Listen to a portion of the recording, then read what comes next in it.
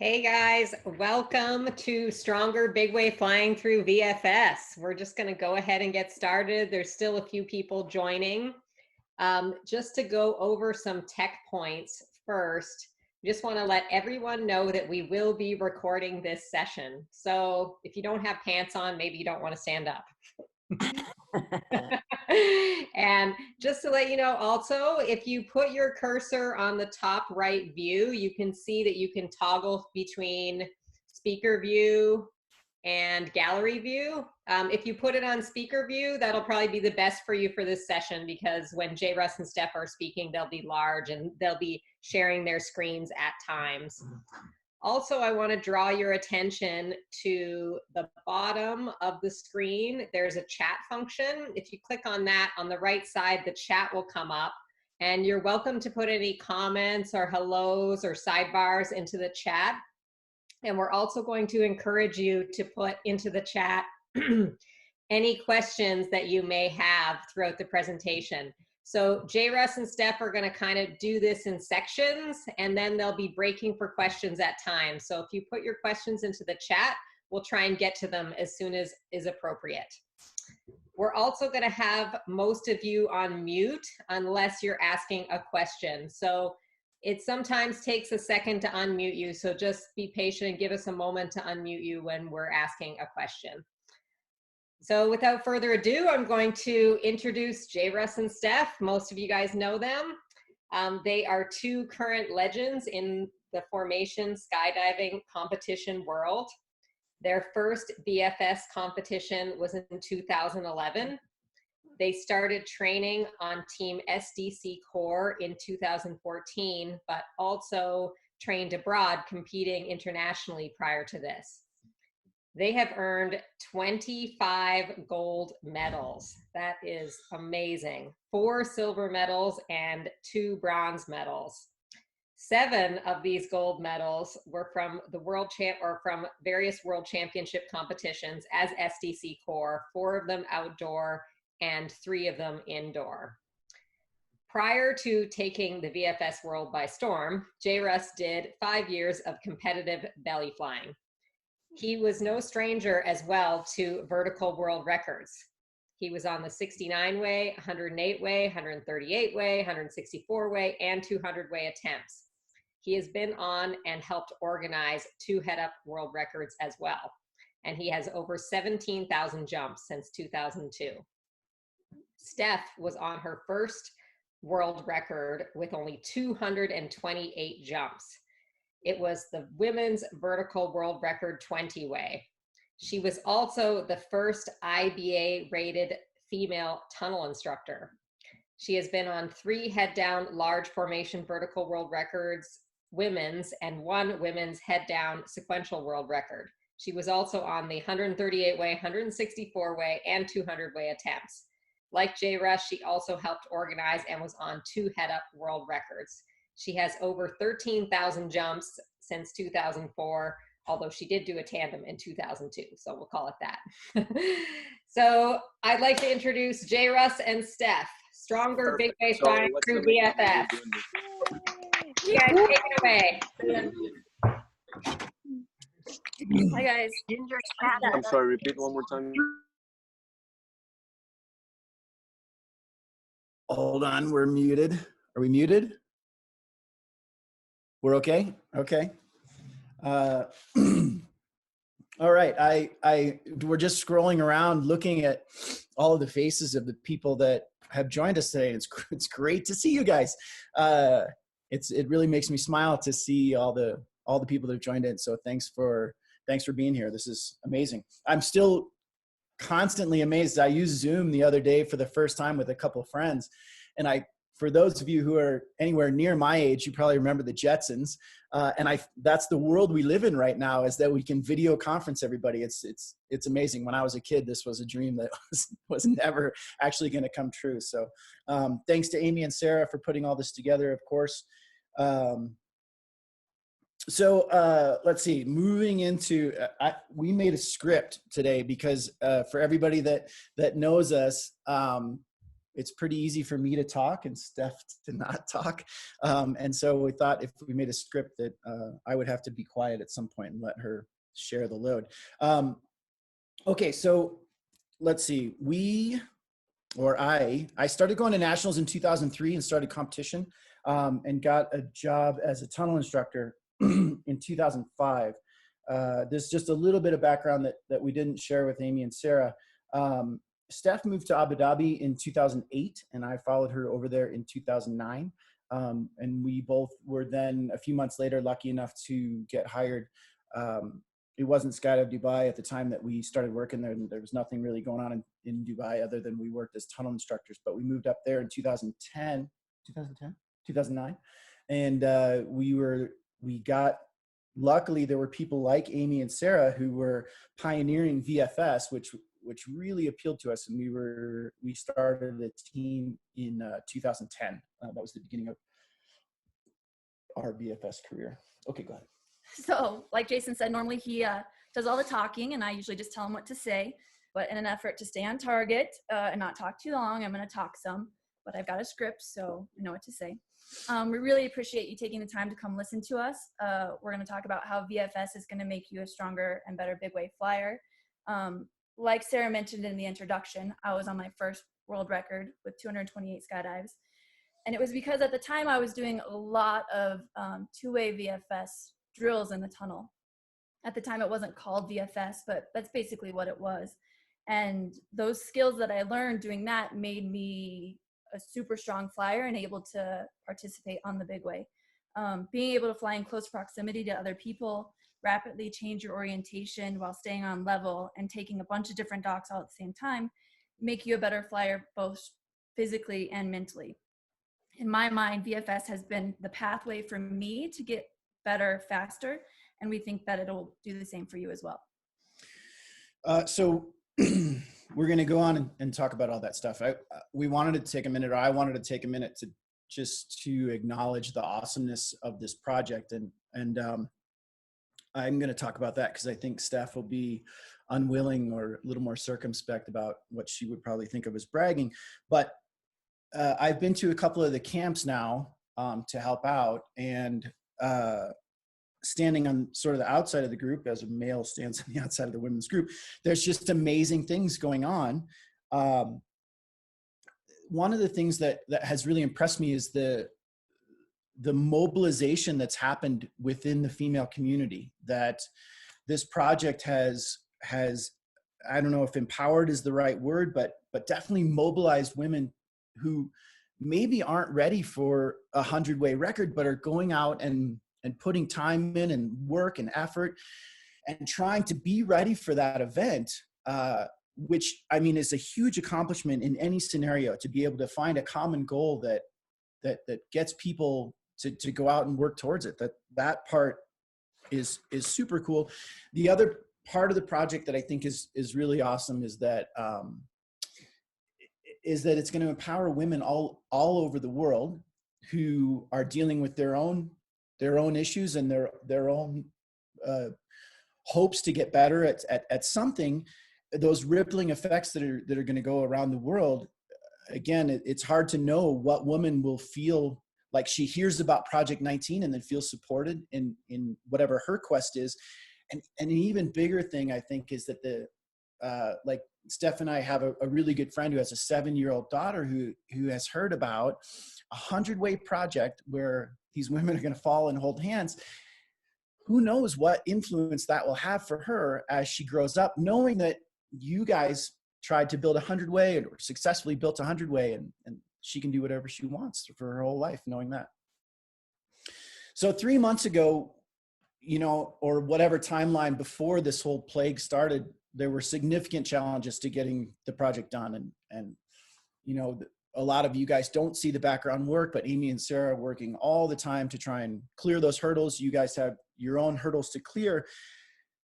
Nowadays, COVID-19 is adding its name to the list of the challenges that you guys have to work through. But having seen what's already happened, I feel really confident that this new challenge will get met and overcome, especially in a world that still struggles with gender equality. I think women generally have to learn to deal with hardship or overcoming challenges at a very young age. And so I know it's a catchphrase at this point in our lives, but you got this. The project's going to continue, and you guys got it. All right, so obviously right now we're not jumping or flying in the tunnel, but there's still a lot of things that we can do in this downtime that we can practice right now, and those are the things we're going to talk about. Okay, so we will talk about things that you can do while we're solo, while there's really nothing going on in the community. Other things that we're going to talk about will be techniques that you can get to work with when we all get back to training. We're going to try and break this into sections. There's a lot to talk about. But while we're talking about a specific thing, Amy Shemelecki is going to be monitoring questions that you have. And so we'd like to have a couple different times where you guys feel comfortable asking questions. And so if you have a question at any point, please try to get it into the chat so that Amy sees it. And then we answer the question at the time that we're actually talking about that thing. Cool. So one of the things that I wrote down was that I'm going to try, like when we get started talking about VFS, it could just run for days and days and I would never stop talking. But I'm going to try and stay tailored to the big way stuff. So if you have questions, you can help me sort of stay on target by keeping it focused on the big way stuff. And then if there's time at the end when everybody's run out of other stuff to talk about and you have some VFS specific question, then we'll try and answer it at that point. Is this me or you? It's my turn. Okay. All right, so 4 areas we're going to talk about that VFS training will help you big way flying is your flight skill set is going to improve, your focus, your confidence, and your team attitude. Of those 4 points, only the first one has to do with actual physical flying. The bigger part of what we've learned and why we think that we've been so successful on teams with lots of different members has to do with the mental side of being on a team. Honestly, anyone can learn to fly. Keeping a team together, being a good teammate, having confidence without an ego, those are the things we're going to focus on mostly. However, you can't ignore the physical part of flying. So we're going to start with the most basic ways VFS will improve your big way flying, which is to improve your skills. Okay, so within the physical part of flying, we broke this into 3 different things that we think VFS can help you with. The first one is what we call combat flying. The second part is taking docs, and the third is cross-referencing. So combat flying is sort of a joking name that we came up with about what VFS does, but you're probably going to feel that it's a good name. Excuse me, it applies once you start actually doing the training. Since your goal is to fly in close proximity to 3 other people, you're going to get more comfortable with people being that close to you. And the bubble that you guys have when you fly is going to get a lot smaller. It's going to get way closer to your body where you're sometimes in the big ways when we watch the video debrief, it looks like somebody breathed on you from behind and it makes you unstable or sometimes people even work out. And VFS is you're going to be taking hits all the time and you're getting stronger people to your face. I got to keep going. Mm-hmm. You just talked about that? No. You didn't say that or that. I didn't say taking docs and cross. Sorry, our script has gone haywire. But I think that's you. Okay, so the other things Jairus was supposed to say is taking docs and cross-referencing. I did say that. So we have a quick video to show you about combat flying. Jairus is going to man the computer. All right. In the video, it's like 3 seconds long, guys. You're going to see one flyer kind of transition into the space of another flyer. And you got the screen? The one flyer is able to just kind of fly through it. So it's going to happen down at the bottom right. And it's not a big deal. It's just poor Michael Boer got into my space when we were flying. And And this is the kind of thing that you're going to develop. You're going to be able to take people crashing into you. So we have a lot of video, and there's a lot of examples of this kind of stuff, but we just picked that one to show. Sorry. Okay, so here. Yep. So basically that's demonstrating what we think is going to happen, that you'll get more comfortable and develop a higher tolerance for the disruption that can happen. So for almost everybody that I see has been to a big way camp. We've seen you guys fly. You know that when the big way happens, people get into your space. They back up into you, they fly forward into you. So what we think will be more comfortable with that disruption, and it won't take your focus away from what your job is or what you need to be doing. While you're training, you may actually develop the sense of liking those hits, that you know that every time it happens, as long as it's not super painful, that it's going to make you into a better flyer. The other thing that on the physical side, the combat side, that we think that you guys can benefit from is that big waves can be actually physically challenging. The flying maybe not super hard, but you've got long rides to altitude, the use of oxygen, which existing at high altitudes can wear you out, long wait times between jumps. Sometimes maybe you've got stress of who might be coming to talk to you in between jumps, and all of those things can sap your energy. And for sure, if you guys start training VFS, you are going to have increased stamina. It's a hard discipline to fly, whether it's the sky or the tunnel, and that's going to help you out for sure with the energy demands of the big way. So VFS is also going to help you with taking docks. If you can take multiple VFS docks, taking one dock on a big way is going to seem much easier. VFS has a lot of randoms and blocks, as you know, so you'll develop better dock taking skills through that. In VFS, you'll need to take overhand docks, which are similar to like a first stinger dock, and thumb up docks like second or pod closer, and maybe you'll take them multiple times in the same dive, and just all that repetition is going to just make it more second nature, so that once you're on the big way, you'll just know what you're supposed to do, and it'll be super easy. And if the target you're supposed to be docking on is moving around, you'll no longer feel like it's a chore.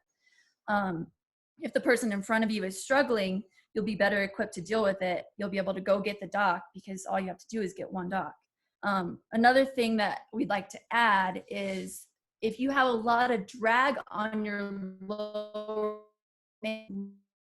dock, as you do VFS, or as you keep doing big waves, maybe just evaluate the drag on your lower arms, and maybe consider having a tighter fit on your lower arms if you feel like trying to get you're on level and it's still really hard to get the dock. Maybe you have too much drag on your arms. Every big wave can't. Yeah. Hey, Steph, can you just repeat that last bit about the drag on your arms right before you said that? Because you guys cut out for a second. I think this is really important for people to hear. Yeah, for sure. So if you have a lot of drag on your, or even any drag on your lower arms, it makes it really difficult to take a dock. So if you find that you're on level and you're still hard to take a dock and you have drag on your lower arms, you should probably get rid of it. Chop it off. Have someone sew it tighter.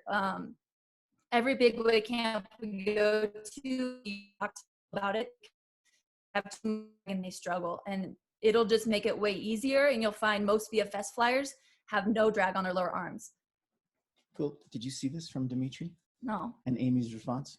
Never make eye contact with J. Russ during big waves. Thanks, Amy. Okay. Let's see. So docking. Docking goes hand in hand, so to speak, with cross-referencing. In order for you to understand or know within your four-way team whether you're at the right position and level with respect to the other people around you, you're going to have to be developing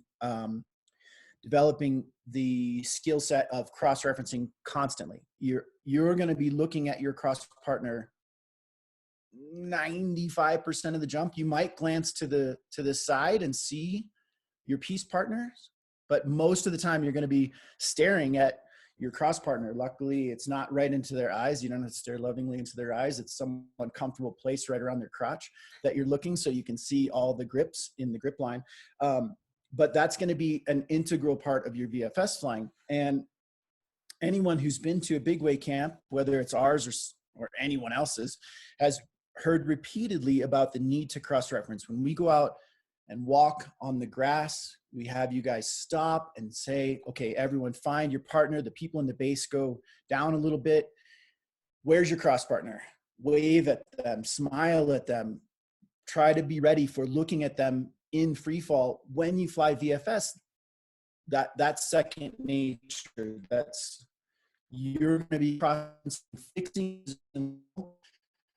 a slightly less conscious awareness. You're going to be doing it all the time because it's absolutely vital in VFS all the time. All right, so to recap, the physical skills that will improve by flying VFS is you're going to be able to fly in close proximity to other people. You're going to be able to take and present docs with ease. Your cross-referencing is going to get way better. Some things that we didn't talk about is your precise movement and head up and head down is going to get better. Your transitions are going to get better. And then if you're skydiving, the breakoffs are actually going to help with your angle flying. I did say it, angle flying. I don't do it, but I do it at breakoff. You'll get lots and lots of practice doing that to get the fuck out. Any questions about physical flying? Okay, so Rosie Hey guys, we got a question. We Yeah. got a question. Rosie has a question about drag. Go ahead, Rosie. Hi. Yes, I do. Can you hear me? Yep, we hear you. Yep. Okay, great. Yeah, basically, what is your opinion on drag or less drag in other areas like your legs and things like that? So for me, for VFS on my team, because I jump with my teammates all the time, I have no drag anywhere. But for the big way, I actually like to have a very small amount of drag on my legs, my lower legs. The rest of my suit is really tight, and then I wear a weight belt. I feel like having a tiny bit of drag on my legs gives me a little bit more stability if I need to. Like, I can have a little bit of legs out if I need it, but if I don't need it, the weight belt helps. I feel like if it's super, super tight the whole time and then I need to slow down and I have nothing to help it, it kind of sucks.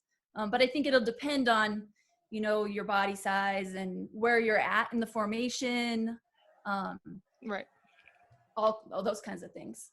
So specifically for VFS, I just started wearing, or recently started wearing a Phoenix suit from Vertical, which is it's basically a dynamic suit. And when we fly VFS, I think it's great. Like I never thought I would buy into that, mostly because of the look.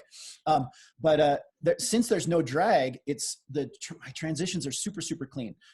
So that part I really like, but that's in an environment like our VFS flying is something where the speed is kind of controlled by just us, and Steph is setting the fall rate. And it's consistent. I know what it's going to be. When we do the records, as of right now, I'm still wearing that ridiculous green suit that has actually a bit more drag. And that way, if I need any power, if it's going slower than it should, I mean, the big way is always really fast, the 200 way. But when we've jumped with the women's group, actually, I think a lot of the women who have come to my smaller group from the bigger group have said my fall rate is quicker than they're having on the larger group. So I think the short answer, Rosie, is that both of us keep some amount of drag in our suits for big ways, so that if it's slower than we expect, we have some available power, but it's not going to be in our arms. It's going to be either in torso or legs. Okay. Awesome. Okay. Thank you very much. Thanks, guys. That's all the questions for that section. So you guys feel free to move on. Okay. So we're going to move on to what we think is the larger part of VFS, which is the mental side. That's going to include visualization, team attitude, and confidence. And we're going to start with visualizing because that's the most important part of the mental side. Even though Dan BC had an excellent talk about visualization, and I would encourage you guys to go back and listen to his talk again. We're going to talk about it because it's super, super important. So for VFS, as you design your training jumps, you'll need to walk them before you go fly, obviously. Your walk will include taking all the grips required, moving through the blocks and randoms. During the walk, you'll need to try and see the picture of what will be happening. And on a side note, people's brains work differently, if you didn't know that. And within our team, some of us need the right picture and some of us need the right hand or dock. Early on in our VFS journey, Jason and I realized that I wanted to see the correct picture and he wanted the correct grip. So when I was walking, it maybe wasn't always the right hand, but it looked right in my brain. And then for him, it was the right hand, but it looked kind of wrong. So once you discover what you need, you'll walk it a bunch of times. If half the team needs one thing and half the team needs the other thing, then maybe you walk it 2 different ways until everyone's ready. And then once you're done walking, you'll hopefully be able to visualize on the way up and get a better sense of what you're gonna do. During our last training camp, we had just like students come. One of the participants asked if we would film our walking process because it's different than a lot of other teams. And if we had done that, we could show you, but we didn't. Sorry, epic fail. So sorry about that. If you haven't done a bunch of VFS or really if you haven't done any VFS, the right hand, right picture might not make perfect sense to you. But when you start to fly, you're going to realize that when you transition to your feet, the picture is upside down to you relative to the group. And so you have to develop one of the systems that Steph just talked about, right hand or right picture. Once you go fly, I think that'll make more sense. But that might be an area that if it still doesn't make sense to you after you start training, that you can get back to us and ask a question about that.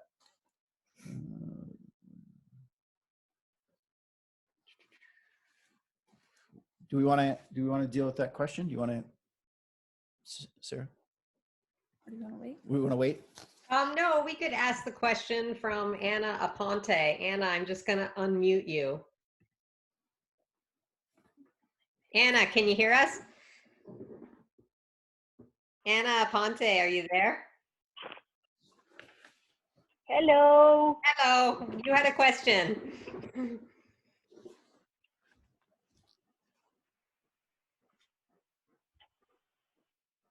Hey, I don't know if Anna can talk because I got her unmuted, but I'm going to ask her question.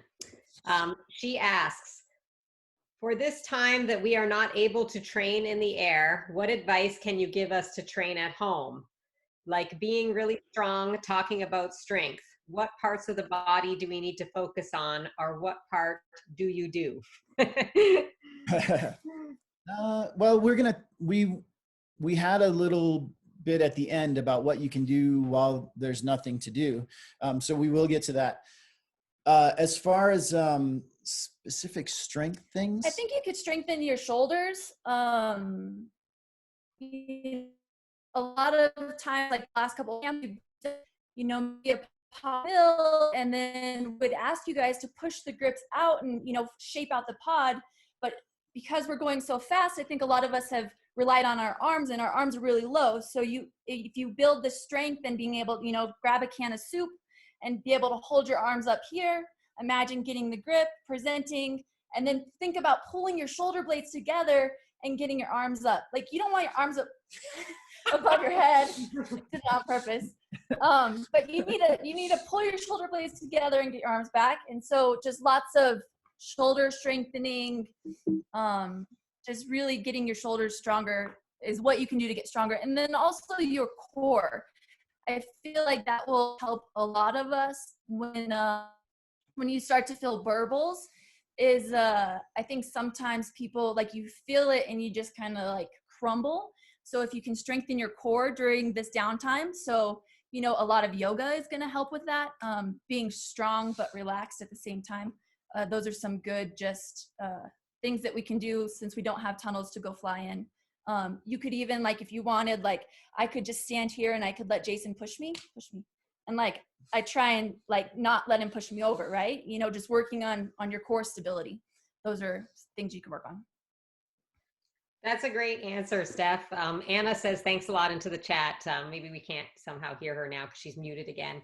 And I also wanted to add to that, when Steph said shoulders, I think that's really key. Lots of people who do lots of VFS suffer from shoulder injuries. And I know in the big ways, you get that same feeling. So shoulders, rotator cuff, core, that's awesome. All right, back to Steph. All right, so getting back on track with the visualization. So if you watch Dan's talk, and even if you didn't, visualizing the picture that you need to develop or the practice that you need to develop is visualizing yourself performing your actions in the correct way. And that could be transitioning over the correct shoulder or taking the dock at the correct level. And even though the specific actions that you're going to do on the big way are slightly different, the routine that VFS is going to teach you is applicable to the big way. You just got to modify the specific thing that you're doing. Your visualizing starts on the ground. Like Steph said, when you're doing the walk, you're visualizing how that specific jump is going to go. And for us, at least, that continues through our ride to altitude, and then right up until the point where you step into the door. And for me, at least, it's difficult on every single training jump to get into the mindset of competition that it's going to be a nonstop process.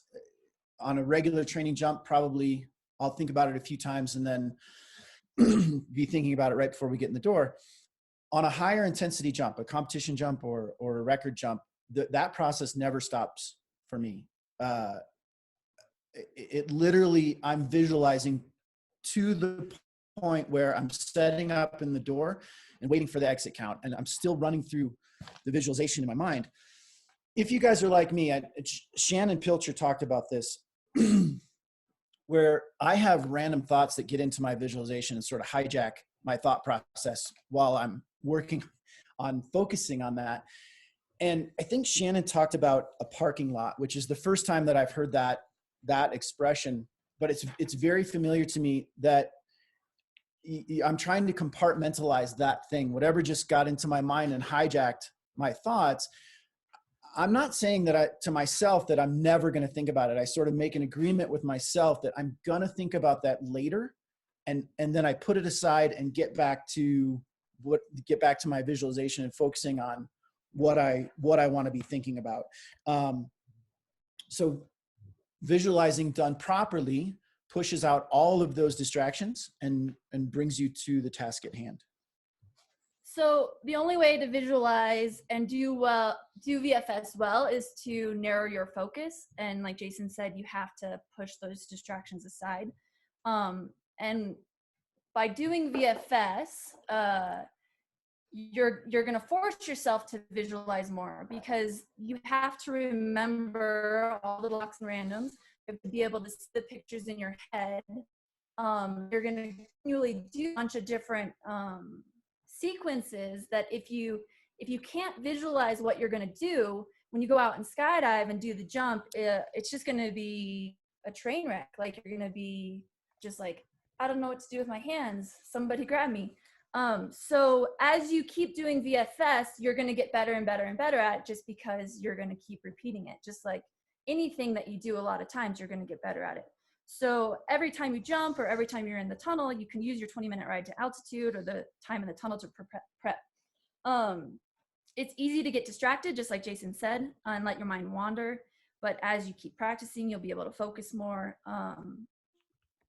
So you actually get to basically learn a somewhat meditative state of focusing and visualizing to prepare for your jump. Okay, so I'm sorry, I get hijacked by looking at all of you guys I want to give a shout out to Han Solo. every single person that's in the chat and listening to us, because you guys are all friends and it's great to see you guys. Okay, so if there's any questions about visualizing,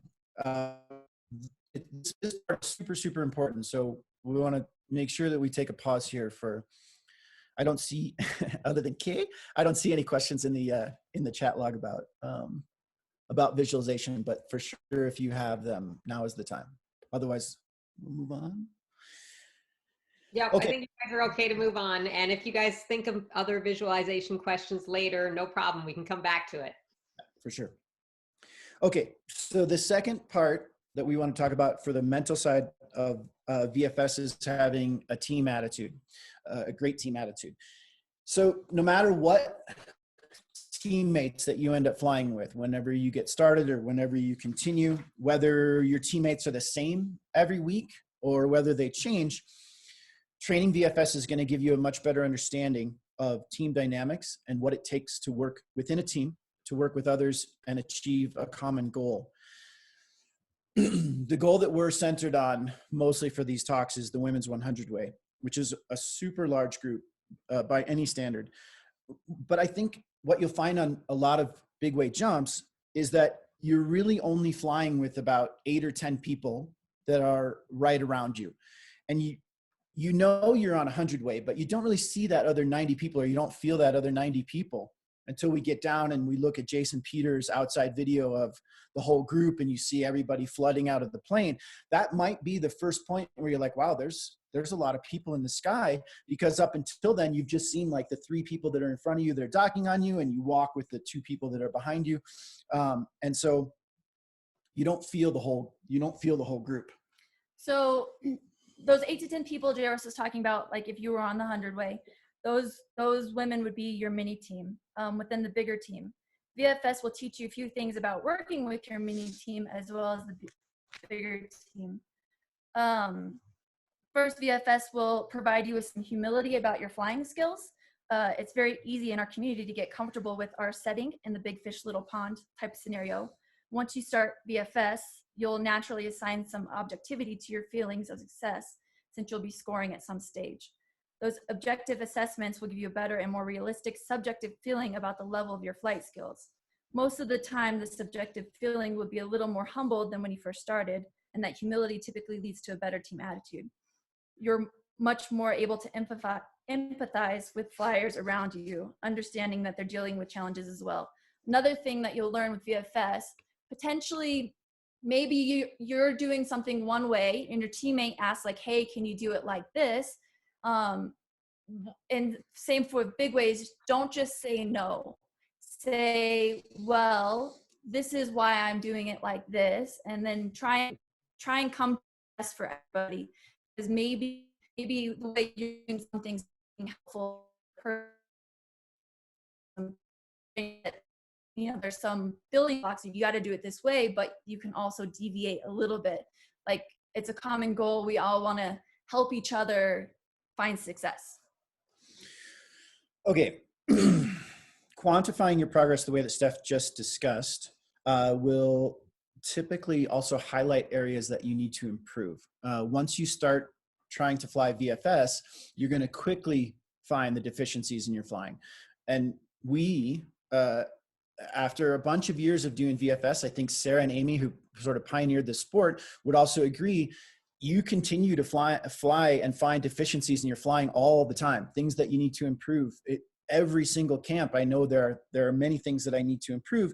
And we think that VFS is going to maybe change your thought process to the point where you love that learning process, even as it exposes the things that you're maybe not as strong at as you would like. That thirst for learning that and being better puts you in a great position to join the big weight group, because when you get there, you're going to be taking in a whole bunch of information. And if you've already started training yourself, I know my flight skills aren't exactly what I want. I need to improve those things. When you get to the big way, you start taking that criticism and assessment you're going to be in a much better mental state to be as open as you can during the camps, to take in as much as you can. So the assessment and criticism will come during the debriefs of each training day.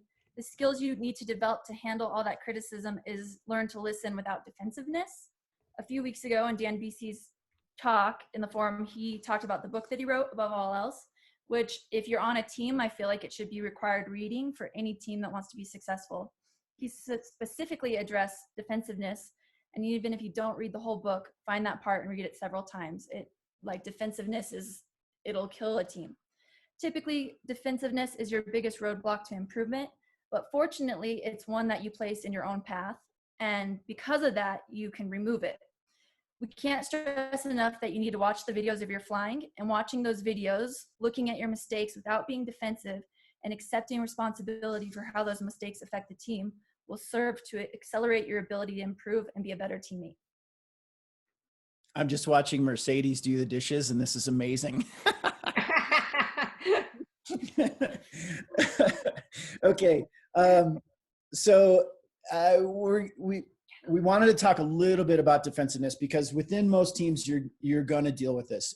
And it doesn't matter if it's your first time training and you are with these 4 people, and the next week you're with 3 new people.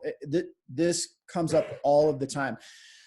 For a lot of people, when they start training VFS, or even when they go to big ways, this could be the first time that someone has taken a critical assessment of your flying and pointed out the mistakes that you're making. And if it's coming from someone that, you know, is kind of your team for today, sometimes that can be tough to deal with, and it can be challenging. People just aren't used to blunt assessments of your flying skills. So if that applies to you, if you're sort of like, I go out and jump for fun, and then suddenly you're putting yourself in this environment where a critical aspect is blunt assessment and trying to get better, try to toughen up a little bit. You may not initially recognize defensiveness in yourself, even as you can easily see it in a teammate. But generally, if there's a discussion during the debrief and your move, something you did is being discussed, your first inclination is to offer up some explanation. You need to start recognizing that as defensiveness. Keep in mind that there will be mistakes beyond counting. And I just wanted to show that to everybody so that you guys remember mistakes beyond counting. Do you guys have that? Oops. Is that the screen you see? Close. Amy, Sarah, can you hear us? We can't see your screen yet. You got to share it. JRS, is it a screenshot or a video? It's a screenshot. I got it if you need it. Let me try again. Oh, there we go. Oops. Does everybody remember this? It's hard for me to forget. Can you see it now? Not everyone might know. Okay, so this is the last head-up record.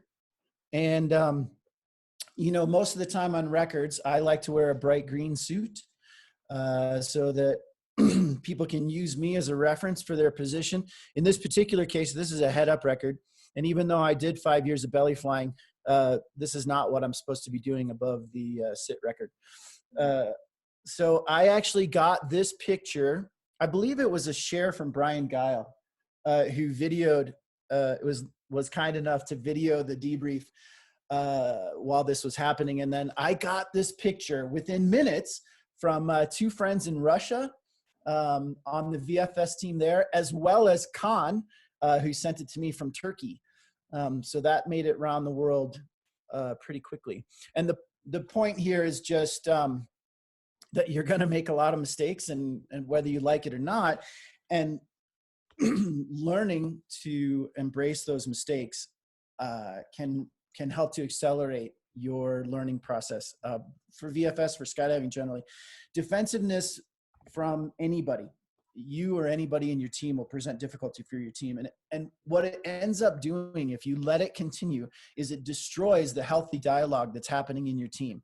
You got to look at the people around you who are whoever's captain for the day or whoever's leading the debrief, them pointing out your mistakes. They're trying to help. They're trying to help you. They're trying to help them through you by making the whole team better. And if you are constantly defensive, you are going to crush their willingness to continue that effort to be better. They're just not going to want to talk anymore. And that can be really detrimental to a team, and it ends up being very detrimental to you. So Dan talked about this a little bit. Shannon talked about it a little bit. Hopefully hearing it from a couple different sources will help when you guys get started with this, or if you're already on a team, will help you to recognize it. When you guys do debrief, there is a responsibility for whoever's captain for the day, whoever's leading the debrief, that they're gonna find a way to talk to everyone about cleaning up their mistakes without making it an attack, or a mindset of improvement and not blaming. And so Shannon talked about this in a really great way about finding a way to discuss these things that leave the recipient open to what you're saying, and not closing down that person when they hear what you're talking about. So there does need to be an atmosphere of open discussion during the debrief, within reason, about technique, but that's different than offering excuses when your mistakes are highlighted. Most of the time, you're going to need to learn to just listen without comment, which is an excellent training tool for the big way, because most of the time we just don't have the space of time available for you guys to all offer reasons why you made whatever mistake that we're highlighting. You just need to take it in and then move on. And we just want to jokingly caution you that when you think you've got the defensiveness thing worked out the way that I thought I had it worked out years ago, and you think that your team is existing without defensiveness, just be real careful that it's not you that's the defensive person. So all of this will help you make you into a better teammate with a solid understanding of the attributes that go into a good teammate, as well as teaching you the skill to keep your team together and reach your goals. As that moves us into our final point about improving your focus, and which is going to increase your confidence. Steph's script is smaller than my script. Okay, so once you start flying VFS, you'll likely feel like we did, that it's the hardest thing that you've tried to do in skydiving. Rook, who is now our alternate, was our teammate for years, has competed in a lot of different disciplines in his 26,000 jumps or whatever he's been doing since he was 15. And he repeatedly said the same thing. Skydiving is the hardest, VFS is the hardest thing that he's had to do in skydiving. When we first started jumping, when we had that start in Skydive Dubai, we had 4 tunnel instructors on the inside and a 5th tunnel instructor who was our video flyer. And if we had the training jumps to show you when we first started jumping, we couldn't exit 4 people head down. We blew up probably a dozen exits. We had 14,000 jumps between us at that time. We couldn't do a 4-way head down exit. So if one of the reasons that VFS stays small as a discipline is because the barrier to entry is pretty high. The skill set that was required, if you look at the people who pioneered the sport, like Amy and Sarah, they had, I don't even know what did you guys have when you started? 10, 12,000 jumps when you started VFS. And I want to say that the first point average for Arsenal when they'd been training, the first nationals that I remember, was about 8. Is that right, Amy? 10. Sarah? 10. I think 10. It was 10. So yeah, super ninja flyers that had tens of thousands of jumps. Sorry, 20? You know, some of the just absolute legends in the sport who are on a 10-point average in competition. These days, that's a relatively low number, but when it was first getting started, even for the best people in the sport, it's a really difficult discipline. The skill set that's required can be a little bit daunting to get into it. However, we have just an amazing amount of wind tunnels now. And so that has really reduced the barrier to entry, that you can go to the wind tunnel. You don't have to have 10 or 15,000 jumps to get started at this. You can acquire those skills actually relatively quickly in the wind tunnel. So since most people measure their VFS success based on their improving scores, you'll have an accurate metric to gauge your progress. You'll develop a natural awareness about your improvement. And since you'll know where you started, you'll hopefully develop a stronger feeling of confidence that will make you a stronger flyer. And you'll realize that the old flyer is gone and now you're a stronger, more aware, calmer new flyer. Okay, so any questions about team attitude there? Confidence levels? If anybody has any questions, just type them into the chat or we'll keep on going. All right. Yes, Sarah shared a link. Oh no, Tracy Holman shared a link for the Shannon Pilcher talk, which he focused a lot on. His was about communication, which included a bunch of different things that we're talking about. Go back and watch it again. What else are you doing? So one thing I want to add right now about confidence is, I think for a lot of us women, that's kind of our biggest hurdle. I know it was for me when I went and did that first record. I wasn't super confident. I knew I was a good flyer, but I hadn't been in that environment. And so I had a lot of support, a lot of people telling me like, you can do it, you're going to be good enough. And then, you know, eventually I did realize that I could. And I've seen a lot of you girls at the camps, like you have the flight skills to do things, and it seems like you're just not confident enough to just go and do it.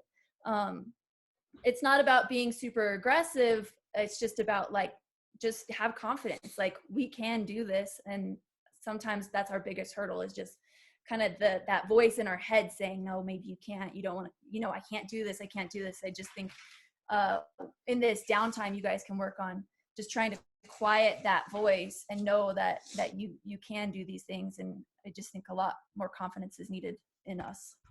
I usually joke around that when we have men's events or anything that men are involved in, the confidence level for them is just like, I fucking got this. I can do whatever you want. I can do a 300 way on my head tomorrow with no training. And on the women's side, they're a bit more realistic about their skill set. If we could meet in the middle somewhere, that would be amazing, to try and bring up the confidence level of the women who have the skill set, just sometimes don't exude that the same way that men do. Okay, so we're nearing the end. Things that we think that you can do right now. We are going to share our page again and go back to this wonderful picture. And then we're going to page down. Oops, where's the other one? Oh God. Oh God. Hold on. Page 2 of the slide. Yeah, where's the PowerPoint? Why I want to go? There we go. There we go. Is that shared? I don't think so. No? Okay. Sorry, I almost have it. Share screen. How about that? Just, There. Yeah, the links? Okay, so things that you can do now. This first link is to a video. I mean, they're both links to videos. The first one is a video that we made when we were almost done in Dubai. And we made up a video of, it's a tunnel video with blocks and randoms. And then a skydiving video where we just put up our exits from the airplane. And then the second video is something we did as core a couple of years ago, which I like that video a lot better for a couple of reasons. I mean, it's more current. And so if you look at the one from Dubai, there's been a ton of changes to the dive pool, as well as changes to just technique. It's still useful to see what we were doing at that point. But the second video, the one with core, we wore a colored suit, so it's a little bit easier to keep track of who's the primary sit, who's the cross partner. as well as the technique being better. There still has been changes because I think we made that 2 years ago. I think there's still a bunch of changes to the dive pool, so you're going to have to keep those things in mind. So we think that you can look at those videos and at least start to think about VFS. Let's go back out of this. Hey, can you guys post those links into the chat so that people can just copy them? Yes. Well, that's asking a lot. Let's see. What we can also do is we could email them to everybody immediately after the close, which would. Okay. I might have it.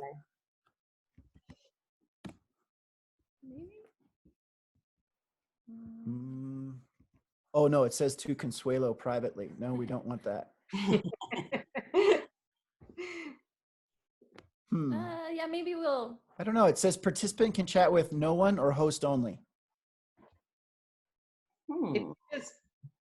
Oh, there we go.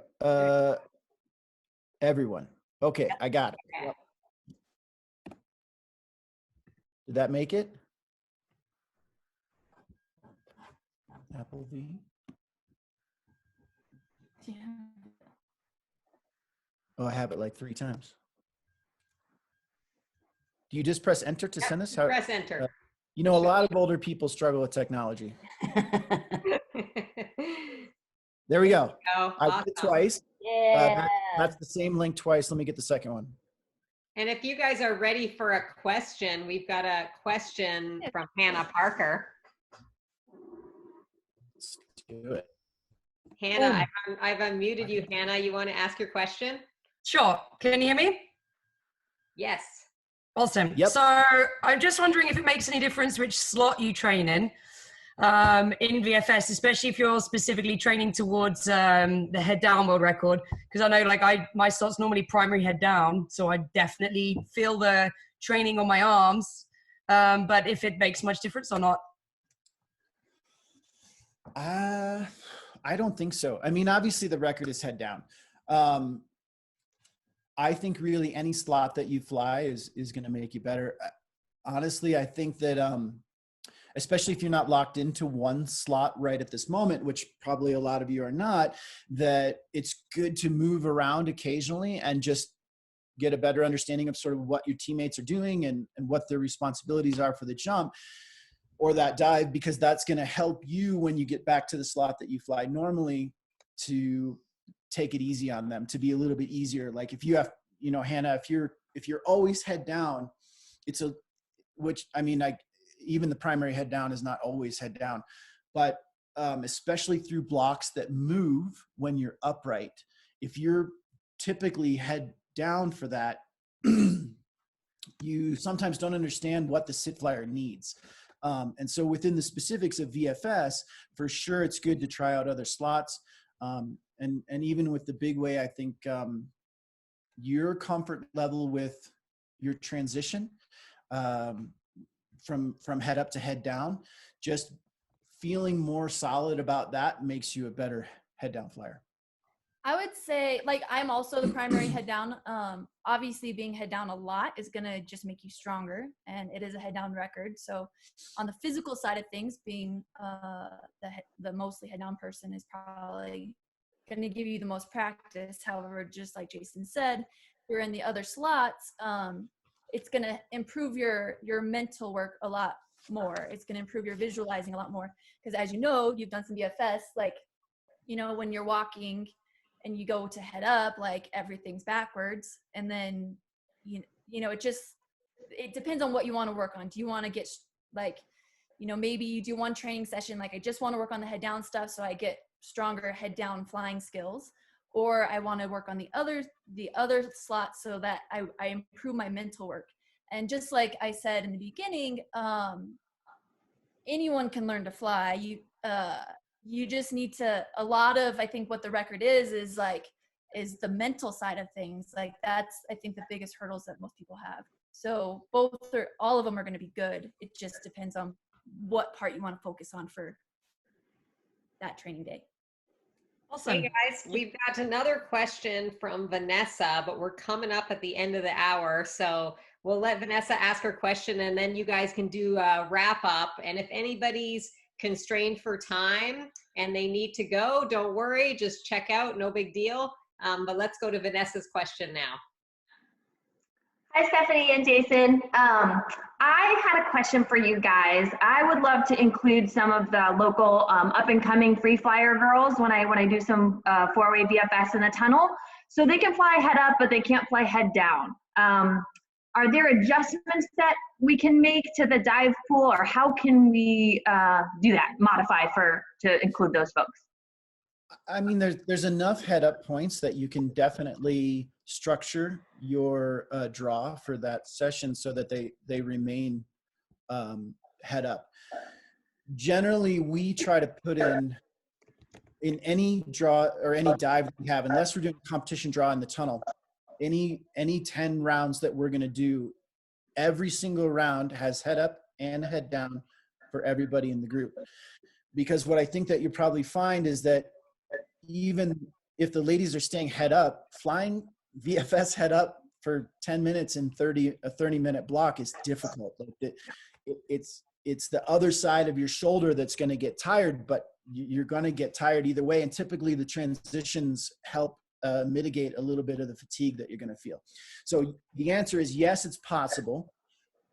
But on the flip side, I would want to say as soon as you can, or as soon as they have the space available, especially if we're in Chicago, let's go to the tunnel and get them on their head. And then open up that door, which really opens up a bigger world of skydiving. That would be the more complete answer that I would rather get to, is that they can fly on their head. Thank you. Cool. Yeah. Okay. So I had to get back to what you can do now, which I need to finish up. So if you guys watch those videos, what we're going to suggest is that you put together a couple of different points on a single round, or even a couple of rounds, and try to visualize your way through how you would fly that in whatever slot that you have, and then go back and look at the training videos and just try to see, okay, when they did this block, they moved it this way. Was that what you thought as well? Or did you need to adjust your mental work to more closely resemble what we did? While you do that, keep in mind, guys, every time I coach a VFS team, I have to remind them that these videos are not the Bible. They are a useful guide, and they are generally the best way that we found to fly this. But those couple silvers and bronzes prove that occasionally we're not flying it the best way. So you just need to keep in mind that it's not gospel. It's a useful guide to try to learn. And then on the heels of that, what we'd like you guys to do is tune into SDC Core on Facebook. And we're going to start in the next couple days, we're going to post a round that we have flown in the past and we have video of. So it's probably going to be tunnel. It might be skydiving. And what we'd like you to do is look at that round and try to plan out the engineering. And then a couple days later, we're going to post the video of us flying it. And you can start to see how we thought the engineering would work best, and whether or not that jives with what you thought. And keep in mind, I think I'm totally hijacking Steph's part of the talk right now. But keep in mind that we are occasionally going to put in dives where we fucked up the engineering, where after we did it, we realized that was wrong. Some other team did it a better way, and that was actually the right way. So try and keep your mind open to the fact that what you see is I don't know, maybe we didn't do it right, and we want you to catch us out. Okay. Did my part. I did Steph's part there. That's a shock. What a shock.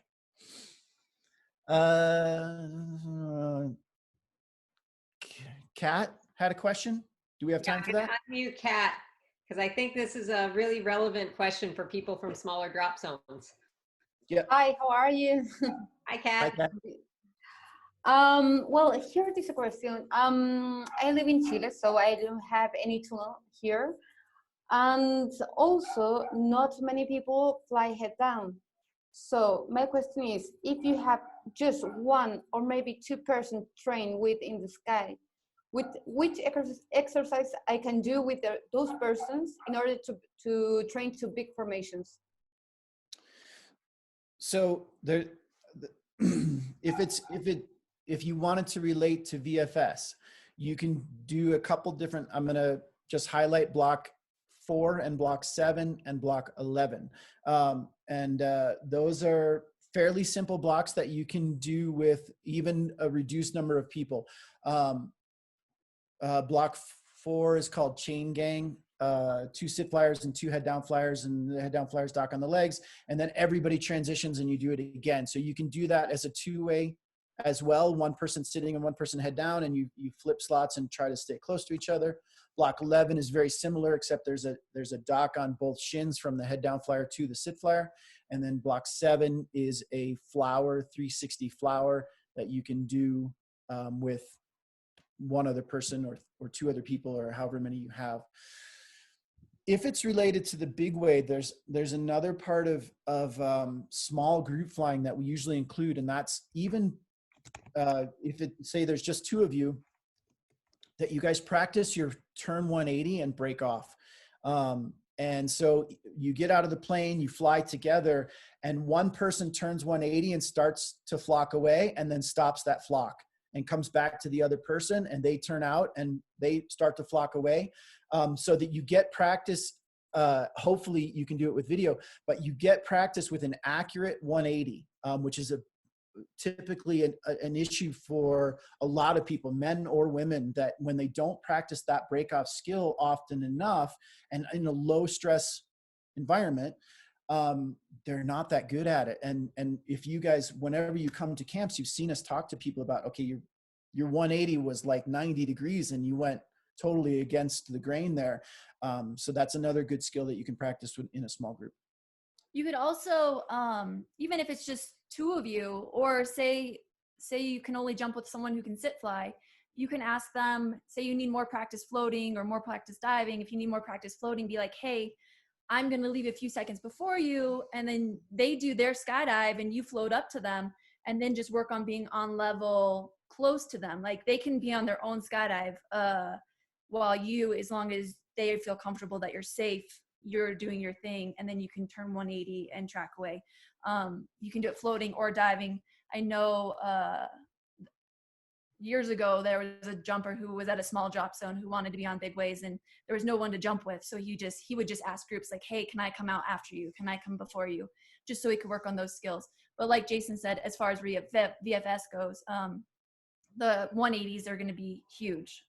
Knowing what an actual 180 is and not kind of drifting through the turn, those would be good things to work on. Perfect, thank you. That's awesome, guys. Great questions, everybody. J. Russ and Steph, how do you feel about me unmuting everybody and just letting them express their thanks? And if you guys have any last words before we shut her down? Last words. Unmuting everybody. Thank you, guys. I miss you all. We love you, Steph and J-Russ. Thank you. Hi, everyone. Awesome. Good to see you guys. Thank you. Keep wanting to wave at specific people, but then I realized they were all synced waves. So. It's time to put it on gallery view. You can see everyone. Oh, look, Dan. All right. Thank you all very much. Thank you so much. Morning. Thank you so much. Bye. Bye, everyone.